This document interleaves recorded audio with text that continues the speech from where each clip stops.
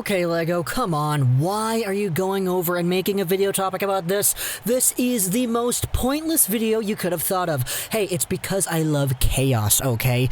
And this kind of idea here, as brought up by Mark Lazarus on The Athletic, it's exactly what I love the most. It's chaotic evil energy. And what we're talking about here is a hypothetical scenario asking the question on whether or not it's actually time for the Chicago Blackhawks to go out there and trade Patrick Kane. So, we're taking a look at one article that is the main source and another article that is the secondary source. Firstly, it is this piece over here, as we mentioned, written on The Athletic by Mark Lazarus. For the Blackhawks, it's not tanking when you're just not very good. And I will say, this article was published like 2 weeks ago, just under 2 weeks ago, before the Hawks actually re-signed Dylan Strome. So that one aspect is inaccurate here today. But because The Athletic is paid-for material, we're going over onto NHLTradeTalk.com because they do a nice job summarizing this piece, and they write their own piece about it, saying the Chicago Blackhawks should do Patrick Kane a favor and trade him now. As the outlook of the 2021 season continues to crumble for the Blackhawks, maybe it's best to explore a Patrick Kane trade. And this is the idea that we're going over. The fact is, this Blackhawks team has gone through so much adversity over the past few weeks that it's difficult to justify the same sentiment that we spoke about a few months ago. Now, a few months ago, we saw the Brandon Saad trade. He was traded over to the Colorado Avalanche in exchange for a player of lesser offensive capabilities in Nikita Zadorov. And right away, we saw some comments from Jonathan Toews, representing the thoughts of him, Kane, Seabrook, and Keith, talking about how this group was not informed that the team was going through a rebuild and that they're upset that they're going in a direction that says, hey, we're not really going to be competitive anymore compared to where we were a year ago. And that was a combative statement where the leaders of the team spoke up and they were like, no, what in the world? We're not rebuilding. Are you serious? And then a few weeks later, the team posted on social media that they were rebuilding, but we still had the word from the main vets that they wanted to remain competitive and they wanted to be at least trying to be good. But that was before Kirby Dach and Alexander Nylander were sidelined for pretty much the entire season. That was before Jonathan Toews was forced to miss out on time because of an injury that he has no idea what's even going on about. Even though they re-signed Dylan Strome, the Blackhawks today have a completely different perspective towards their season than they did back when they made that Saad trade. Because now, the team is going to default to full-fledged rebuild mode, and it's not even going to really be their choice. It doesn't matter what happens because, hey, you're playing without Dach, Nylander, and Toews. That's a significant piece of your lineup that is missing there. Which is why this article on NHLTradeTalk.com cites the Mark Lazarus Athletic piece, and he points out that the Blackhawks are without 5 of their top 9 5-on-5 point producers. They don't have a proven goalie. They haven't signed Dylan Strome. That's not accurate anymore. They have only a small army of bottom 6 forwards outside of Patrick Kane, and the second option makes a lot more sense. It's where they need to rip off the Band-Aid and trade Patrick Kane. The Blackhawks have said they don't want to trade any of their top 4 core. Those players, Kane, Toews, Seabrook, and Keith, have all said they're open to staying, but that all came out before disaster struck with the World Juniors and Nylander and Jonathan Toews the past couple of weeks.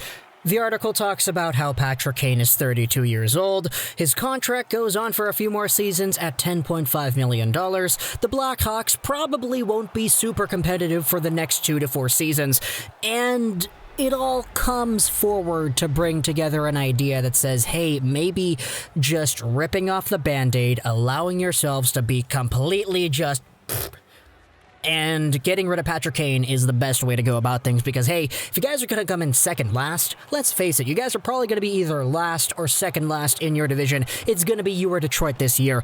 Why not just go ahead and say, screw it?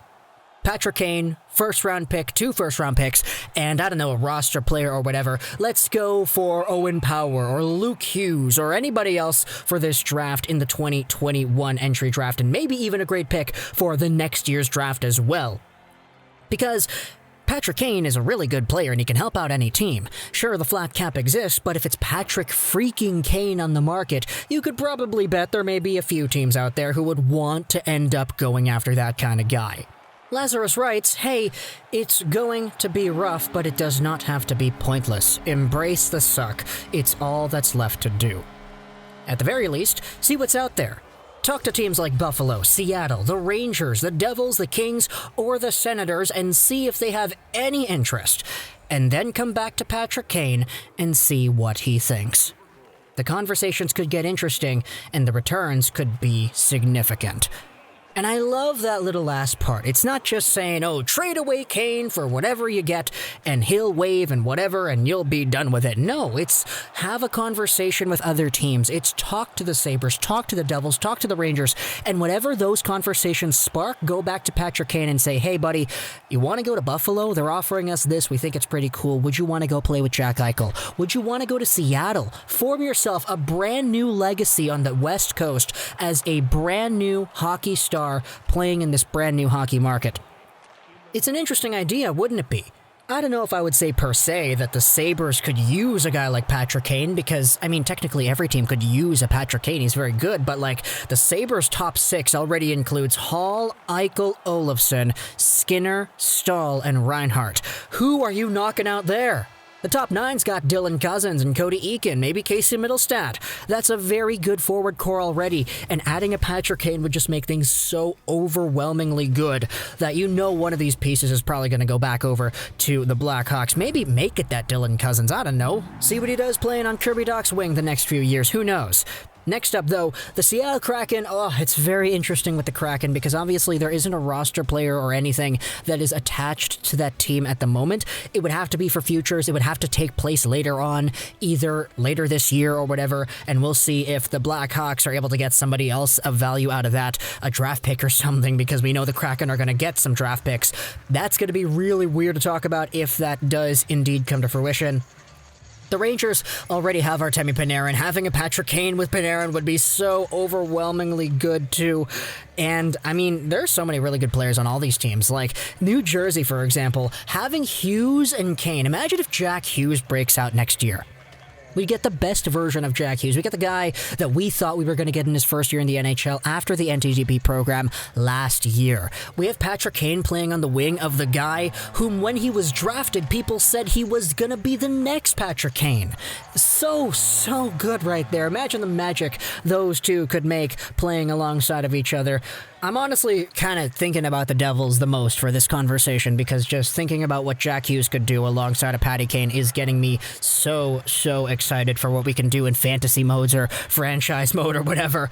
Next up, though, the LA Kings. Hey, they have some very good players, very good prospects. When it comes to the future depth, I think the Kings are definitely up there. And we already saw an Olli Määttä trade earlier on this offseason for some assets, freeing up some cap space. So if the Blackhawks call up Rob Blake and they're like, hey, you guys have some really good prospects. We really like that Alex Turcotte, who's from Chicago, but that we passed on at that 2019 draft. Or we really like Quinton Byfield.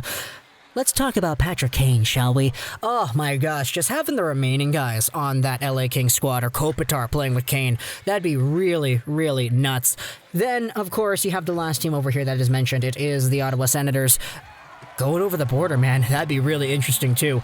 Kane, Tkachuk, that'd be so annoying to play against because it would remind me similarly of what happened with that 2011 Canucks team where the Maxime Lapierres and the Torreses and the Burrows, they'd go out there and annoy the heck out of you. And while you're in the penalty box, it would be the Sedins going out there and making you pay.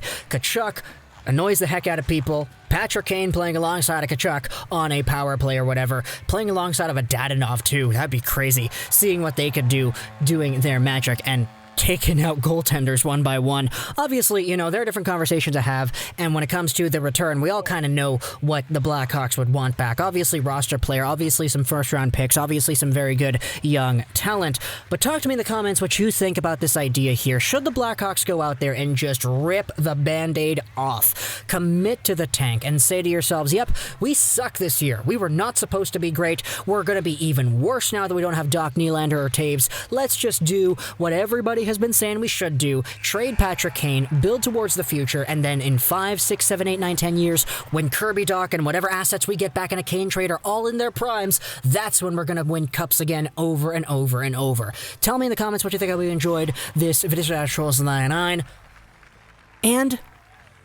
bye.